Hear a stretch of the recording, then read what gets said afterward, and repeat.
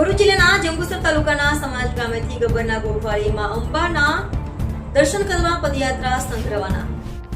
ભરૂચ જિલ્લાના જંબુસર તાલુકાના સામોજ ગામેથી ગબ્બરના ગોખવાળી માં અંબાના ચરણોમાં પદયાત્રા સંઘ રવાના.